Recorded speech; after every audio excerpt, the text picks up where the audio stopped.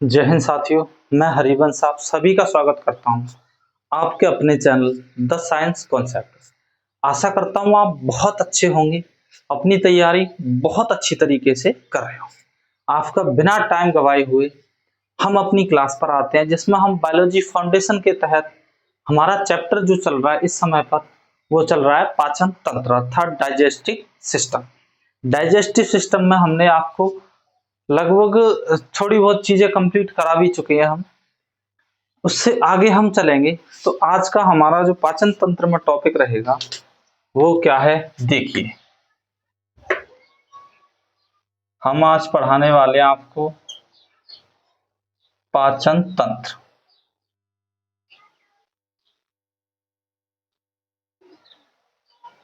Digestive system, पाचन तंत्र, ठीक है।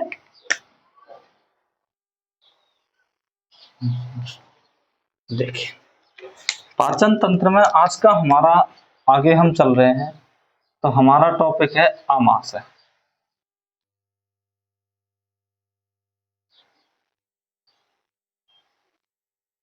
स्टोमक। टॉपिक का नाम क्या है हमारा? आमाशय। देखिए, बहुत बेहतरीन तरीके से आमाशय पढ़ेंगे। आज के बाद आपको मान लीजिए पढ़ने की दोबारा से आवश्यकता नहीं पड़ेगी, ठीक है भाई। चलिए, थोड़ा सा जरा एक सेकंड रुकें, कैमरा सेट करना पड़ेगा।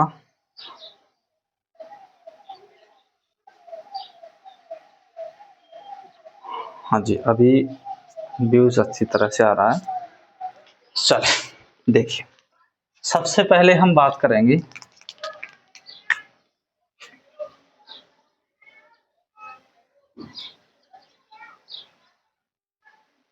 आमाशय अर्थात स्टोमक। देखिए, स्टोमक के अध्ययन को कहें कि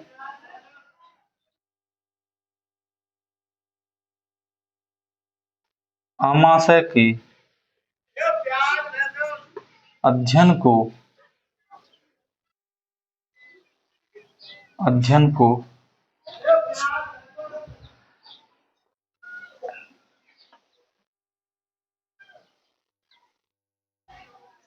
गैस्ट्रो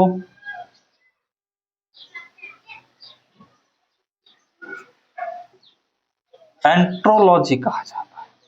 कभी कभी इसको गैस्ट्रोलॉजी भी कहते हैं, ठीक है भाई। कहा जाता है। चलिए आगे बात करें हम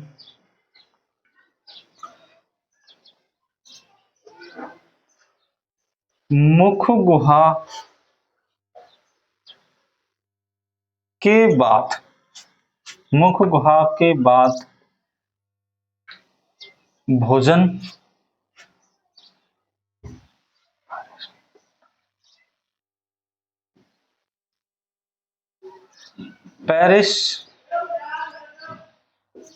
पेरिस्टाइलिसिस मूवमेंट।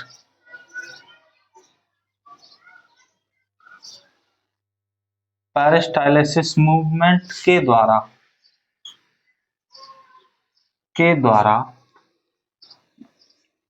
इसोफेगस के द्वारा ग्रास नली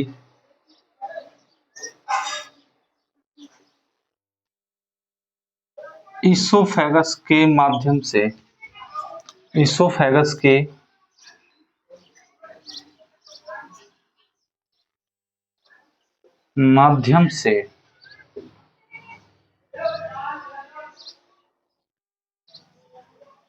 आमाशय में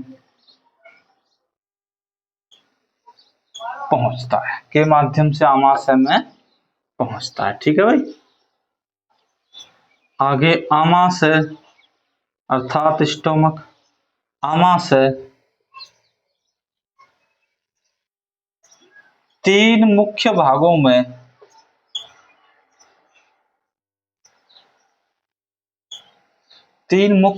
में बटा होता है। तीनों मुख्य भाग कौन कौन से हैं तो देखिए, आमाशय 3 मुख्य भागों में बटा होता है। पहला भाग है कार्डियक,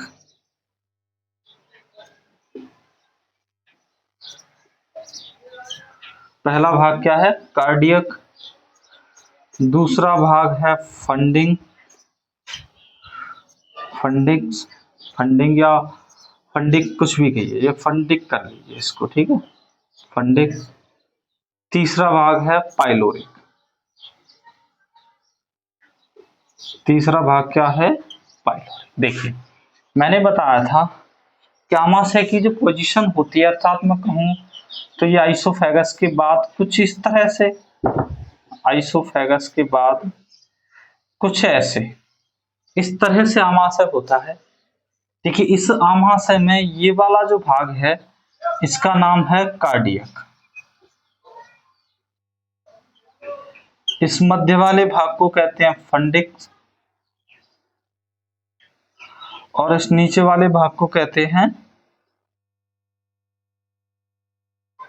पाइलोरिक, ठीक है। इस तरह से है ये आमाशय। देखिए आमाशय के अंदर सबसे अधिक मात्रा में क्या पाया जाता है भाई? HCl, hydrochloric acid, highly acid होता है ये। और ये आपके भोजन को पचाने के साथ साथ जो भोजन के साथ आए हुए जीवाणु होते हैं, जो एमाइलेज पे से अर्थात एमाइलेज एंजाइम से बच जाते हैं, उनको भी नष्ट करता है, ठीक है। चलो आगे, यहां तक समझ में आया? अच्छा, तो फिर थोड़ा सा आगे चलते हैं। चलो इसी में भी नीचे लिख लेता हूं मैं।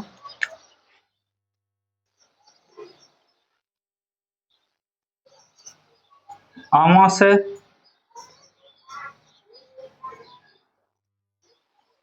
आमाशय की आमाशय के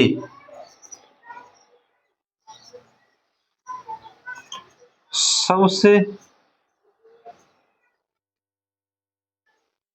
निचले वाले भाग, निचले वाला भाग कौन सा है? तो कहेंगे पाइलोरिक। निचले वाले भाग, निचले वाले भाग पर एक बाल्व जैसी संरचना पाई जाती है, जिसे जिसे पाइलोरिक पाइलोरिक इंस्फेंसर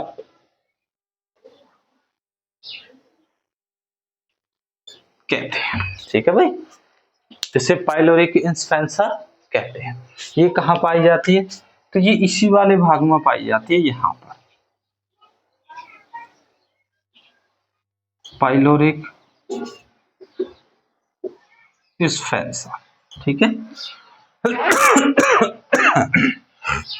चलिए आगे चलते हैं, साथ साथ भाई नोट्स बनाते चलिए, क्योंकि बिल्कुल भी दोबारा आपको ऐसा समय नहीं मिलेगा जिसमें आप नोट्स वगैरह बनाएं, तो इसलिए आप साथ साथ ही नोट्स बनाते चलें, ठीक है।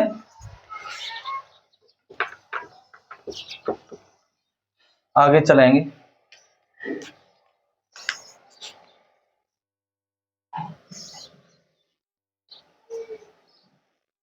अरे आमाशय, आमाशय की दीवारों पर एक चिपचिपा पदार्थ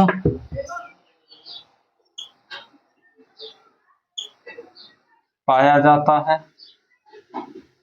जिसे एक चिपचिपा पदार्थ या आवरण पाया जाता है, जिसे जिसे चिपचिपा पदार्थ पाया जाता है, जिसे गैस्ट्रिक जूस, गैस्ट्रिक रस कहते हैं, ठीक है भाई।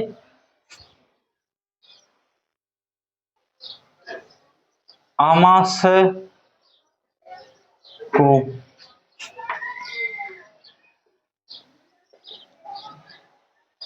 गैस्ट्रिक झिल्ली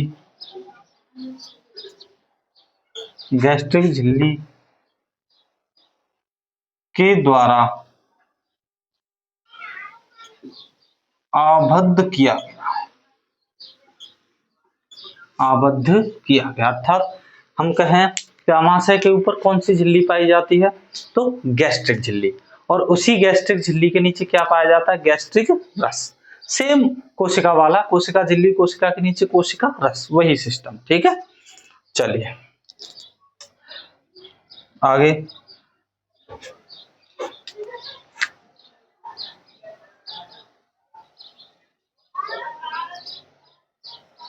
आमाशय की दीवारों पर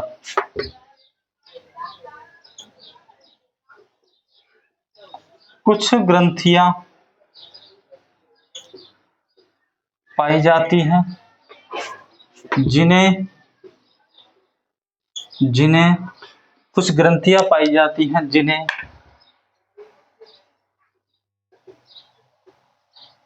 गैस्ट्रिक ग्लैंड्स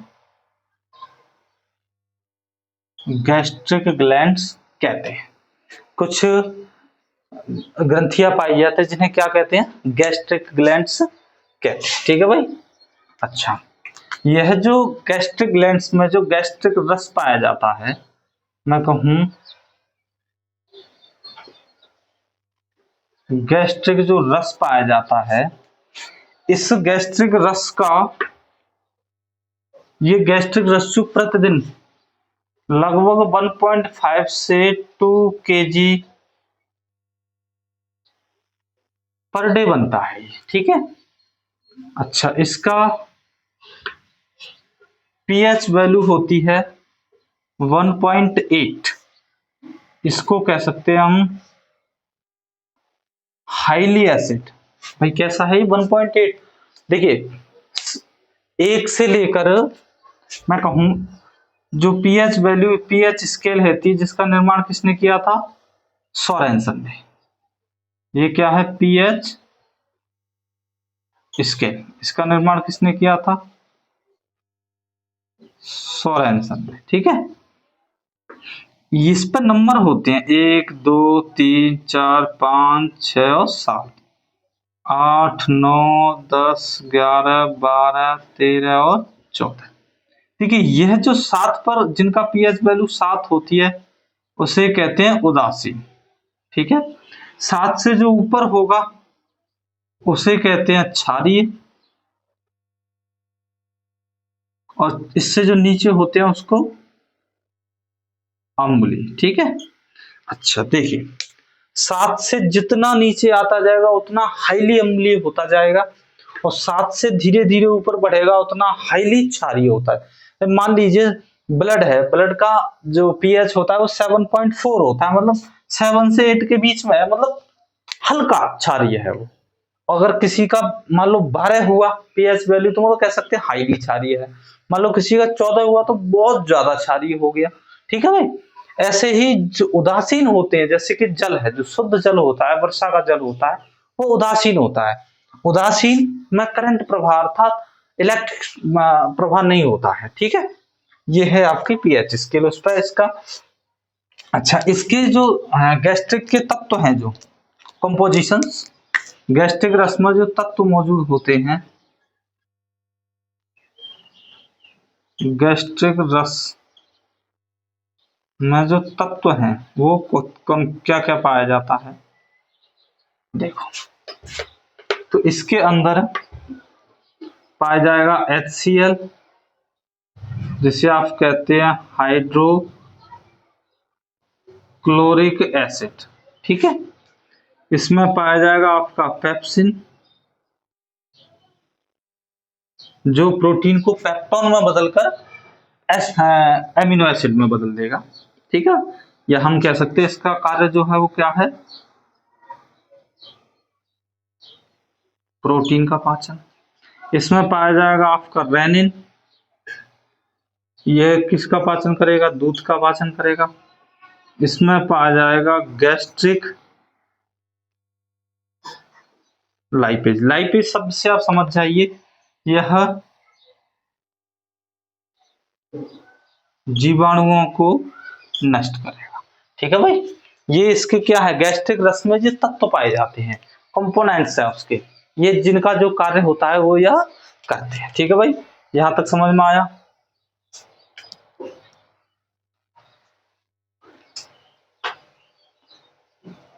अच्छा, आमाशय की अगर हम बात करें तो प्रोटीन का जो पाचन है वो इसका मुख्य कार्य है। ठीक है, चलिए थोड़ा सा अभी चलते हैं हम किस पे, आमाशय रस में जो कंपोनेंट्स पाए गए हैं उनके बारे में। ठीक है भाई,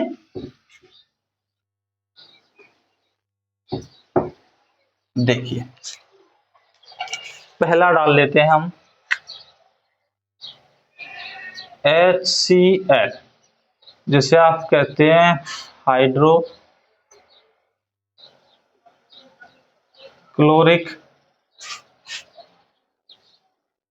एसिड अर्थात HCl। देखिए यह क्या होता है HCl, सुनिए।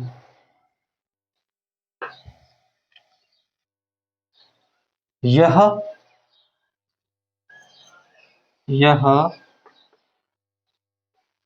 स्ट्रॉन्ग, यह कैसा है, यह स्ट्रॉन्ग एसिड होता है जो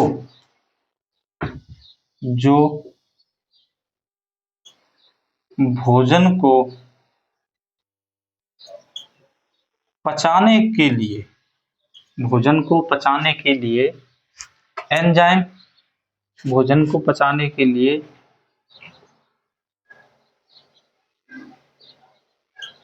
एंजाइमों को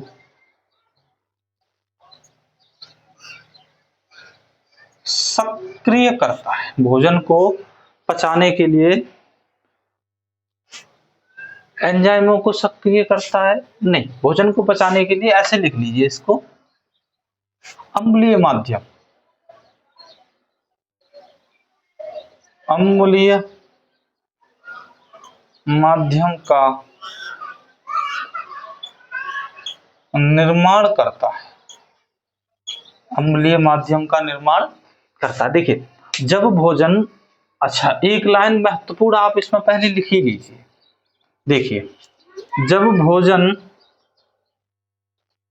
भोजन होगा भाई, ये आपने भोजन लिया तो भोजन आप कहाँ ले जाएंगे, तो भोजन ले जाएंगे आप मुंह के अंदर। मुंह, जब भोजन मुंह में पहुंचेगा तो मुंह के, उस समय इसको क्या कहा जाएगा भाई, भोजन। लेकिन जैसे ही मुंह से आगे निकलेगा तो इसको कहते हैं बोलस। क्या कहते हैं इसको, बोलस। जब यह भोजन मुंह के बाद कहां पहुंच जाएगा, आमाशय में। आमाशय के बाद जब ये जाएगा आगे, देखिए आमाशय के बाद भोजन कहाँ जाता है, तो मैं कहूंगा छोटी आंत में। लेकिन जिस समय भोजन आमाशय से निकलेगा तो भोजन का नाम हो जाता है काइम।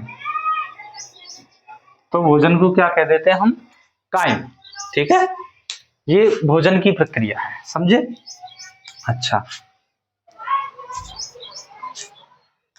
आगे, HCl के द्वारा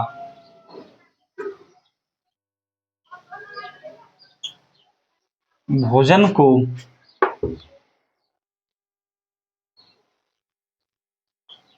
अम्लीय बनाना तथा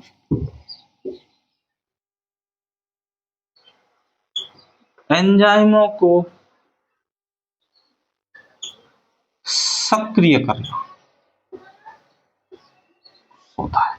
यह क्या करता है, देखिए भोजन को पचाने के साथ साथ एंजाइमों को भी सक्रिय कर देता है।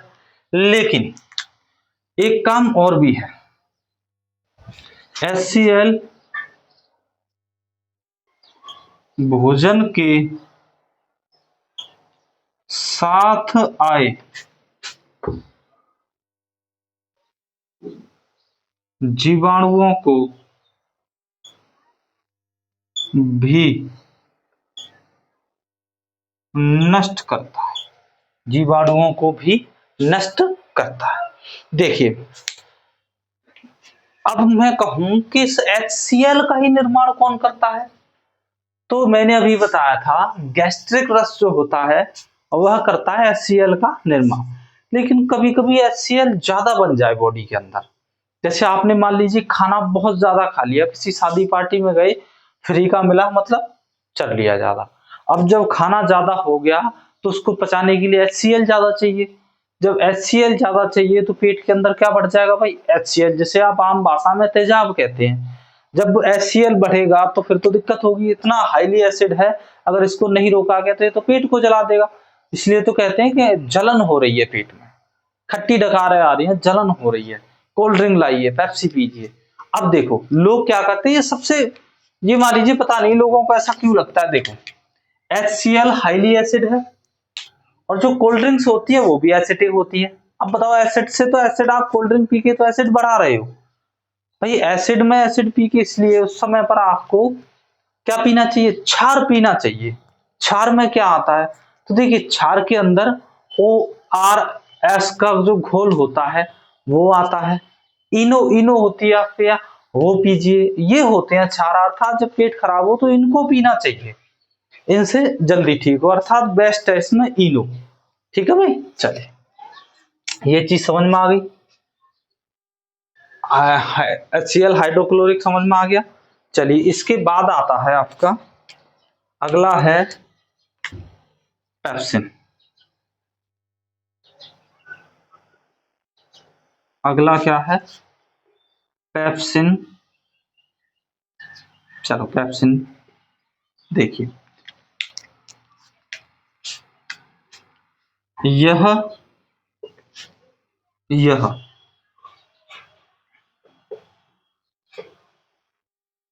भोजन में मौजूद प्रोटीन को पेप्टोन में परिवर्तित कर सरल प्रोटीन का निर्माण करता है। यह भोजन में जो प्रोटीन होता है मौजूद, उसको ऐसे कह दिए पेप्टोन में तोड़ देता है, छोटे छोटे कण में तोड़ देता है प्रोटीन को। पेप्टॉन्स, पेप्टॉन मतलब छोटे छोटे कण, छोटे छोटे अणु जो प्रोटीन। ठीक है भाई, ये समझ में आया। इसका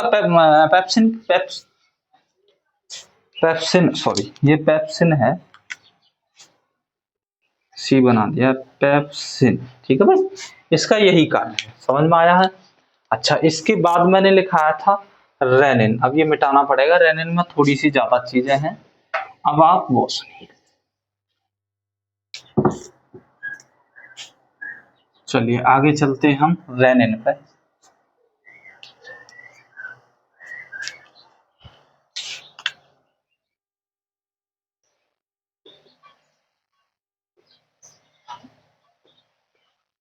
रेनिन एंजाइम,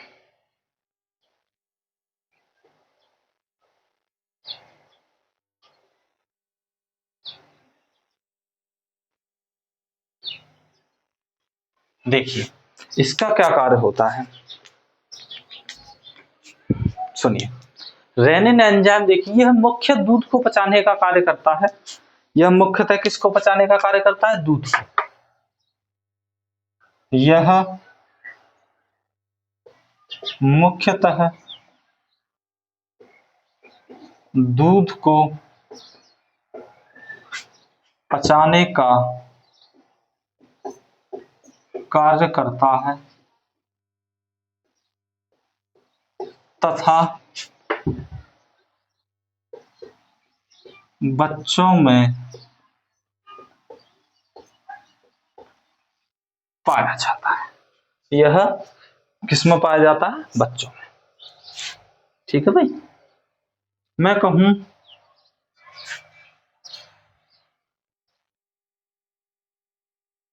यह एक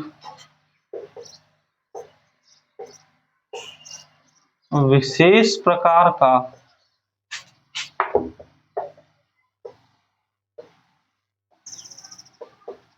एंजाइम होता है। यह एक विशेष प्रकार का एंजाइम होता है जो जो जो जो दूध में उपस्थित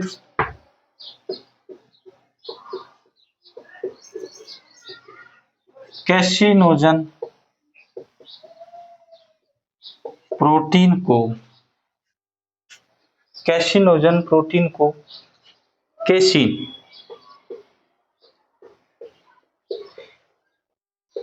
केसिन प्रोटीन में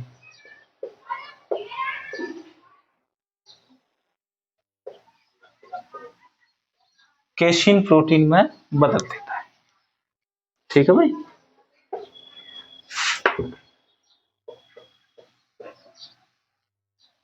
केसिन प्रोटीन के कारण ही दूध का रंग हल्का सफेद होता है। ठीक है भाई, दूध का रंग हल्का सफेद होता है। अच्छा, इसी केसिन, मैं कहूं केसिन प्रोटीन के कारण, केसिन प्रोटीन नहीं, सॉरी, क्रेटिन प्रोटीन, ये इसमें क्रेटिन, ये भी प्रोटीन का ही भाग है, पर क्रेटिन प्रोटीन के कारण दूध का रंग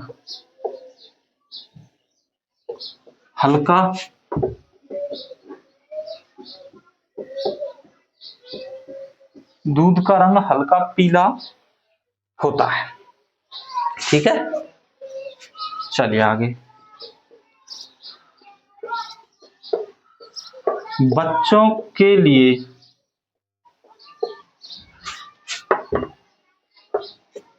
मां का दूध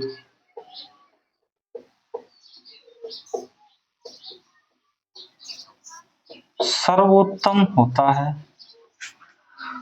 मां का दूध सर्वोत्तम आहार,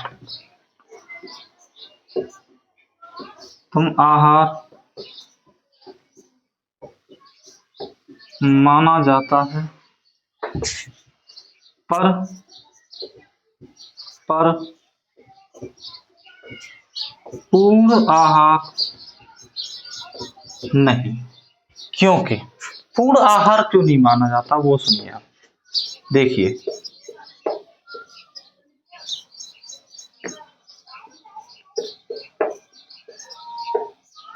मां के दूध में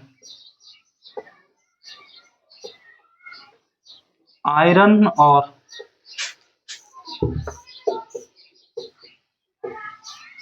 विटामिन सी की कमी के कारण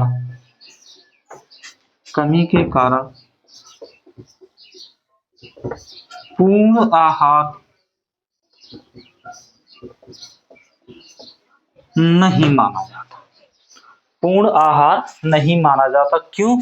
क्योंकि जो मां का दूध होता है उसके अंदर आयरन नहीं पाया जाता। उसके अंदर क्या नहीं पाया जाता? आयरन नहीं। लेकिन मां के दूध में प्रतिरक्षी अर्थात एंटीबॉडी प्रोटीन पाए जाते हैं। ठीक है, एंटीबॉडी प्रोटीन पाए जाते हैं। अर्थात देखिए, एंटीबॉडी प्रोटीन्स का मतलब क्या है कि जब तक बच्चा माँ का दूध पिएगा तब तक कुछ ऐसी बीमारी जो माँ को होगी मतलब वो बच्चे को भी होगी, या जो बच्चे को होगी उससे माँ में इफेक्ट आएगा। लेकिन इसमें एंटीबॉडी का निर्माण होता है। एंटीबॉडी होती है किसी भी रोगों से लड़ने की क्षमता। अर्थात अगर बच्चे को छोटी मोटी बीमारी होती है तो वो उससे आसानी से लड़ लेगा। लेकिन आपके दिमाग में एक बात आ रही होगी कि भैया सबसे ज्यादा बीमार तो बच्चे होते हैं। देखिए, बच्चों की रहन सहन वगैरह वगैरह में अंतर होता है। भाई बच्चों को सर्दी वगैरह, क्योंकि उसकी उस समय त्वचा बहुत कम होती है, मुलायम होती है, चीजें बहुत बन रही होती है। इस वजह से बीमार, जैसे दांत निकलना, उसकी वजह से बुखार आ जाना। हाँ, पैरों में भाई हड्डियां जुड़ रही हैं, क्योंकि बच्चे के अंदर 300 प्लस हड्डियां होती हैं। उन हड्डियों में गैप होता है बीच में, अर्थात एक ही हड्डी के 2-3 हिस्से होते हैं। जब वो जुड़ती हैं तो अंदर चीजों में जब जुड़ रही है, मेटाबॉलिज्म हो रहा है, तो उससे चीजें में बुखार आना, बच्चों को दस्त लगना, वो चीजें दिक्कत होती रहती है।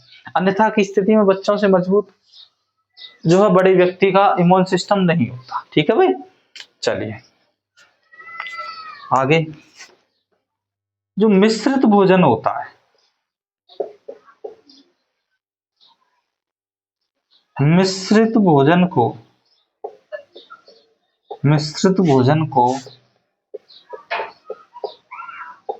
पूर्ण आहार माना जाता है। मिश्रित भोजन को कैसा आहार माना जाता है? तो मिश्रित भोजन को पूर्ण आहार माना जाता है। ठीक है भाई, ये चीज समझ में आई है यहाँ तक? भाई एक विशेष प्रकार का एंजाइम होता है जो दूध, अच्छा ये मान लीजिए रेनिन जो एंजाइम होता है स्पेशली बच्चों में ही पाया जाता है, बड़े व्यक्ति के अंदर नहीं पाया जाता, ये सिर्फ बच्चों में ही पाया जाता है। ठीक है, और इसका देखिए, इसलिए आपने देखा होगा ये रेनिन बच्चों में इतना ज्यादा पाया जाता है कि अगर आप जैसे बच्चे माँ का दूध पी रहे हैं, भाई दूध पीते हुए उसको मान लीजिए अचानक से उल्टी हुई, तो दूध पिए 1 सेकंड बाद भी उल्टी करेगा तो प्योर दूध नहीं आएगा, उसका ऐसा गाढ़ा गाढ़ा दही के जैसा उल्टी करेगा। इसका मतलब इतना हाईली होता है ये बच्चों के अंदर कि तुरंत पाचन करता है। ये आपने अक्सर देखा होगा, आपके घर में भी छोटे बच्चे होंगे। चलिए आगे चलते हैं। भाई साथ साथ उतारते चलना, इतना विशेष ध्यान रहे आपको कि तुरंत तुरंत बिल्कुल साथ ही साथ पेन कॉपी लेकर बैठिए और बिल्कुल उतारते चलिए। ये मैं आपसे वादा करता हूं कि कोई भी पॉइंट छूटेगा नहीं। ठीक है, अभी हो सकता है देखिए हमारी क्लास अभी कम देखी जा रही है, लेकिन जिस दिन से लोग इसको देखना प्रारंभ करेंगे, मैं कह रहा हूँ इसके अलावा और कोई क्लास अच्छी नहीं लगेगी आपको, क्योंकि मैंने ये क्लास बहुत मेहनत से तैयार की है। सभी पॉइंट्स को ढूंढ ढूंढ कर जगह जगह से एकत्रित करके, चाहे वो किसी बड़े टीचर्स की क्लास हो, चाहे वो बहुत अच्छी अच्छी बुक्स हो, अच्छी लेवल की बुक्स हो, तक से क्वेश्चनों को और निकाला गया है, तब जाके सेट की है। ठीक है भाई, चलिए आगे चलते हैं। अगला बताया था मैंने तीसरा नंबर,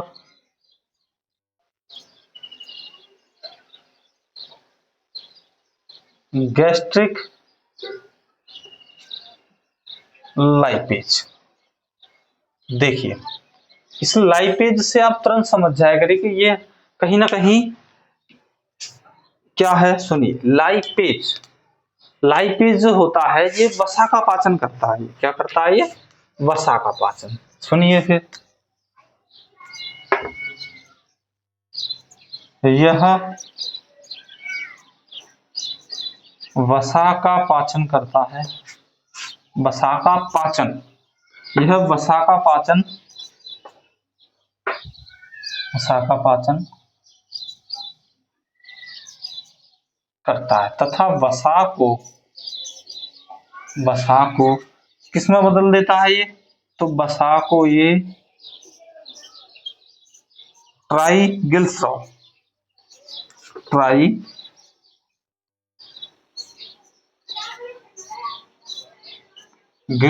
में बदल देता है। ठीक है भाई, ये किसमें बदल देता है? अच्छा चलिए, इसका एक मुख्य काम और है,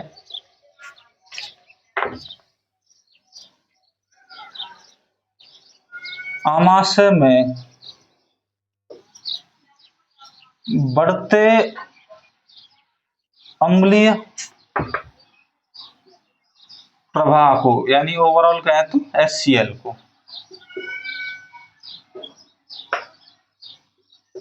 नियंत्रित करता है या नियंत्रण करता है। मैंने अभी थोड़ी देर पहले जब HCl पढ़ाया था तो बताया था कि जब HCl अत्यधिक बनने लगता है तो उसको नियंत्रण कौन करता है, गैस्ट्रिक लाइपेज जो एंजाइम होता है वो उसको कम कर देता है। लेकिन कभी कभी लोग हुमच के खा लेते हैं, ऐसी स्थिति में HCl ज्यादा बन जाता है और ये कंट्रोल नहीं कर पाता, जिस कारण से उनको शरीर के अंदर बहुत ज्यादा HCl बनने के कारण जलन अत्यधिक होती है, जो कभी कभी नली डालकर मुंह के माध्यम से निकाला भी जाता है। ठीक है भाई, चलिए यहां तक समझ में आई ये चीज है।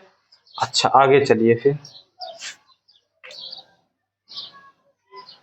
अच्छा इसके अंदर, आमाशय के अंदर, मैं कहूं आमाशय में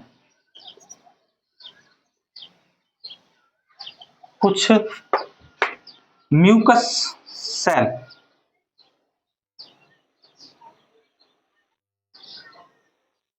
म्यूकस सेल अर्थात म्यूकस कोशिका पाई जाती है। कौन कौन सी होती है? अच्छा ये सभी जो म्यूकस सेल पाई जाती है इनका कार्य क्या है? तो इनका कार्य है म्यूकस का श्रावण करना। उनका कार्य क्या होता है? म्यूकस का श्रावण करना। ठीक है, पहली होती है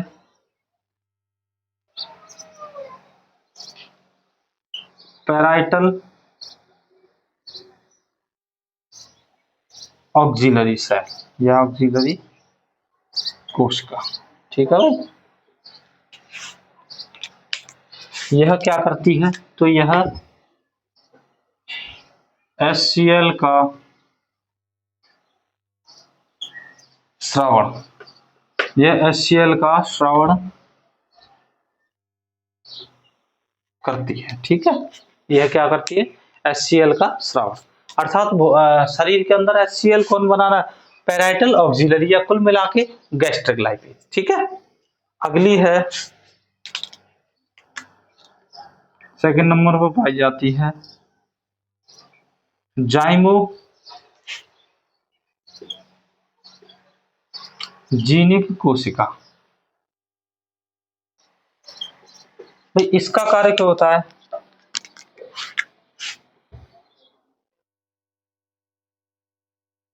गैस्ट्रिक पाचक एंजाइम का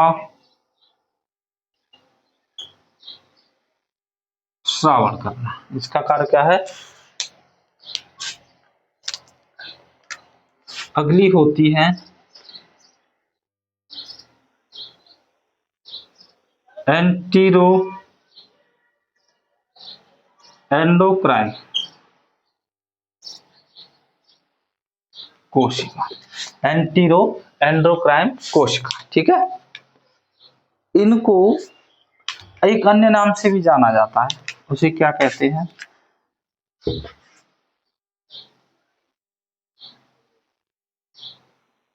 अर्जेंटाफिन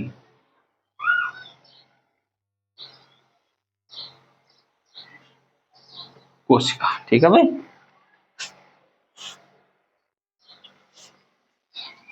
ठीक है, चलिए इनका कार्य क्या है?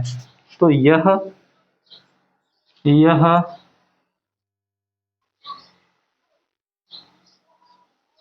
सेरोटिन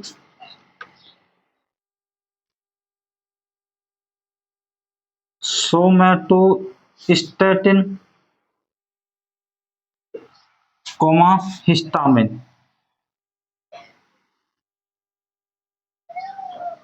हिस्टामिन तथा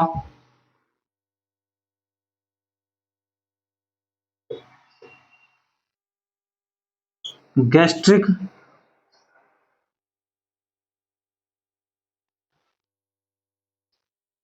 कोशिकाओं का श्रावण वह संग्रहण करती है। गैस्ट्रिक कोशिकाओं का श्रावण वह संग्रहण करती है। ठीक है भाई, यहां तक समझ में आया है? यही था ओवरऑल आमाशय। ठीक है भाई, आमाशय में इसके बाद आपको थ्योरी पढ़ने की आवश्यकता बिल्कुल नहीं है, बस आप जो है क्वेश्चन MCQ लगा लीजिए, आपका काम हो जाएगा। ठीक है भाई, और कहीं से भी आप थ्योरी पढ़िए, इससे ज्यादा आपको बेहतरीन वह परीक्षा के माध्यम से इंपॉर्टेंट फैक्ट्स नहीं मिलेंगे। चलिए आज की क्लास हम यहीं समाप्त करेंगे, मिलेंगे नेक्स्ट क्लास के साथ जहां हम आगे स्टार्ट करेंगे। अमाशय के बाद चलेंगे हम छोटी आंत में। छोटी आंत में ही आपको पढ़ाए जाएंगे जो अमाशय में रस मिलते हैं, जिसमें पित्त रस है व अग्नाशयी रस है, और छोटी आंत के अंदर से भी आंत रस मिलता है, वो साथ में पढ़ाएंगे। उसके बाद बड़ी आंत के पास इसमें फिर जो इसमें जो ग्रंथियां पाई जा रही हैं, जिसमें लीवर है, अग्नाशय है, इनको पढ़ाएंगे और आपका पाचन चैप्टर कंप्लीट। समझ में आया है? चलिए बेहतरीन समझ में आ रहा है तो एक लाइक वगैरह कर दिया करिए, और ये आपकी इच्छा के अनुसार, अगर आपको क्लासें पसंद आती हैं तो आप ये कर सकते हैं। चलिए मिलते हैं नेक्स्ट क्लास के साथ, तब तक के लिए जय हिंद, जय भारत। पढ़ाई करते रहिए अपनी तैयारी।